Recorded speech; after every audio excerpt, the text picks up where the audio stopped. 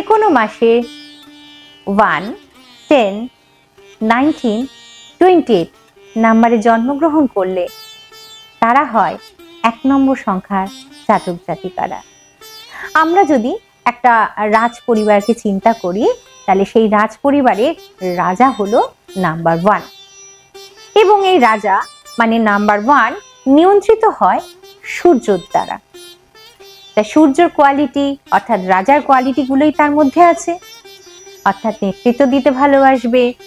সূর্য হচ্ছে অগ্নির সঙ্গে রিলেটেড, তাই আমি সাজেস্ট করব নাম্বার 1 এর জাতক জাতিকারা অগ্নি সম্পর্কিত যে সমস্ত সাবজেক্ট আছে সেই নিয়ে পড়াশোনা করলে তারা দ্রুত সাফল্য পাবে।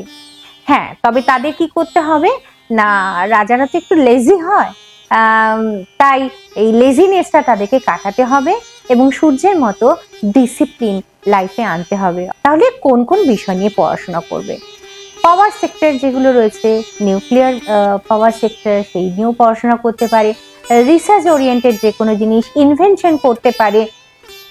ম্যানেজমেন্ট সম্পর্কে বা হোটেল ম্যানেজমেন্ট বা হোটেল রিলেটেড ব্যবসা, ইভেন তারা এন্টারপ্রেনারশিপও হতে পারে, আবার পলিটিশিয়ানও হতে পারে।